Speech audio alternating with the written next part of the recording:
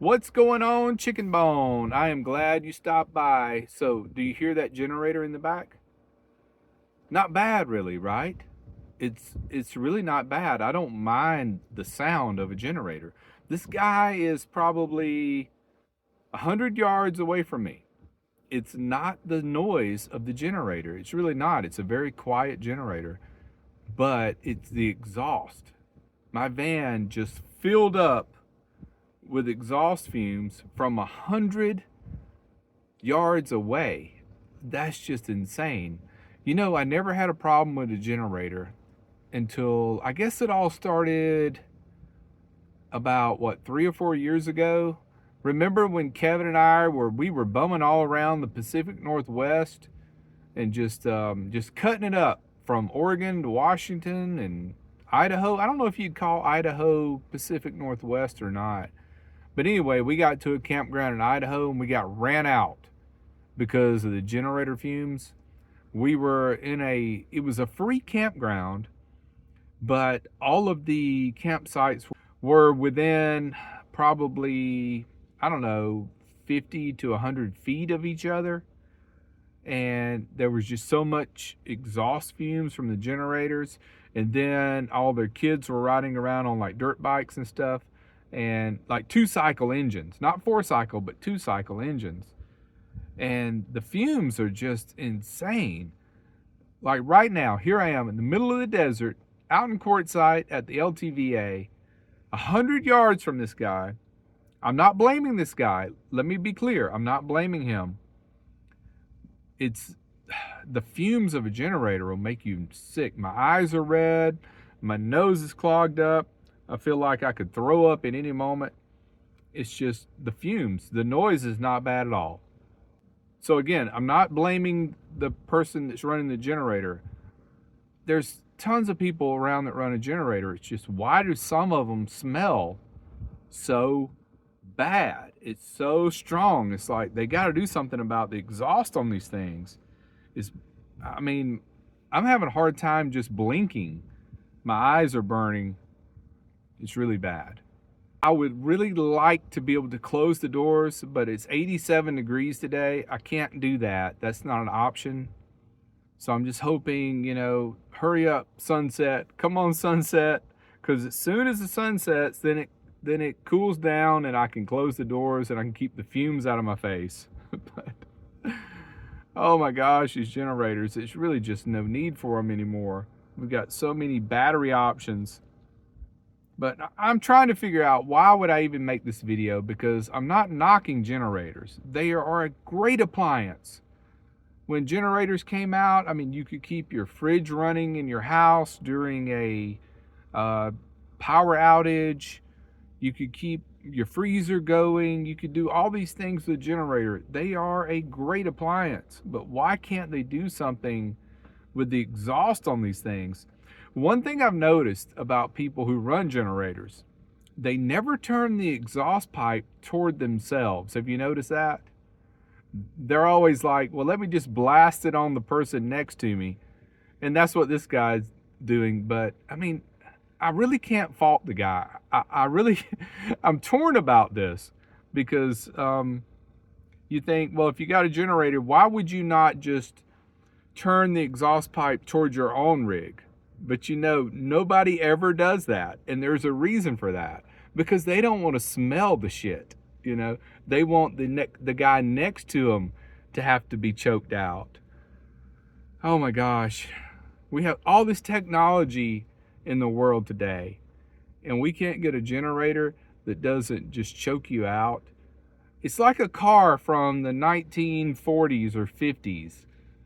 You know how they smelt before they come out with the, what they call it, the catalytic converter? That's the thing that thieves steal out from under your car. Yeah, but they're great because they capture a lot of those pollutants and the smell. And hold on a minute, I gotta pause the video because I gotta wipe my eyes.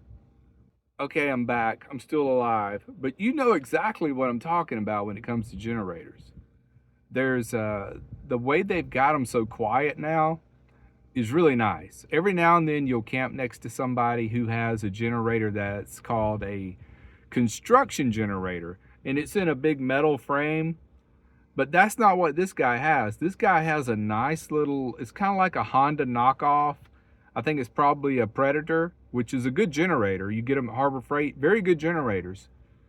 But the exhaust, apparently it doesn't have that capturing device on it that captures all of those really strong fumes. And there's no wind today, maybe 2 miles an hour, a little bit coming through, but it just happens to be blowing in from, it's not this guy, by the way. It's not him. I don't really know who this is. It's the fifth wheel next to him. So the wind is blowing in right into my door, and I just can't wait for the sun to go down so I can close my door.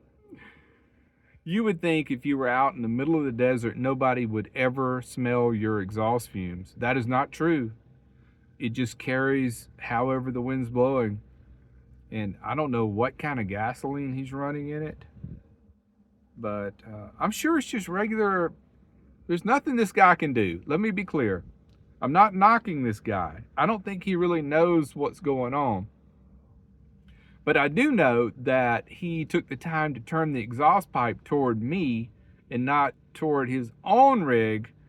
So yeah, maybe that tells me something. Maybe that tells me that he knows this thing stinks, and I'm just gonna blast out Maddie, because screw Maddie. I want to keep my fridge and my air conditioner running, so Maddie can just breathe all my fumes and ruin his lungs. So every now and then I will make a video like this. And why do I do it? I don't really know. I didn't really have any other content today. That's really what it boils down to. So I thought, well, I'll just talk about just generator over here. That's all I got. But it is really a problem. And when you go to a campground, like when I was at a campground I talked about the one in Idaho. Where was the one? Oh, at the Grand Canyon, where everybody was really close together. We were like 25 feet apart. But you know, I never had any problem with generators there. I don't know if that's because they're outlawed there or whatever, but I never remember having a generator running next to me. And again, it's not the noise. It's annoying, but it's not terrible. It's the fumes. When you can't breathe, that changes your world. You can cope with, you know, a sound from a generator. You can.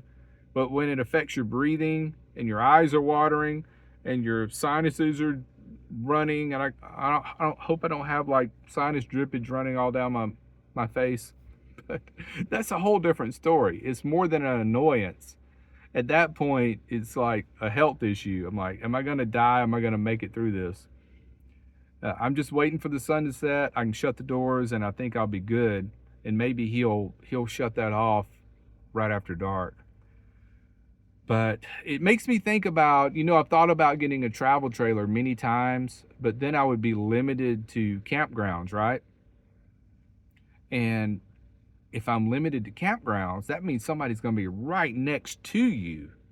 And if they're running a generator and they turn the thing where the exhaust pipe blows right into your campsite, that's going to be a big problem. So I'm thinking this whole idea of eventually getting a travel trailer is going to be out, because I got to get out and away from people. And I would think that being 100 yards away from someone would be plenty of space where you could breathe freely. But no, it's not. When there's a generator involved, I think you're probably going to need 200 yards of space between you and the person running the generator, depending on which way the wind's blowing. So, yeah, I'll wrap up the rant with that. Not trying to be crazy, just telling you the way it is. That's all this video is about. So I just got to tell it the way it is. All right. Thanks for watching. Take care, be well, and smash the bell.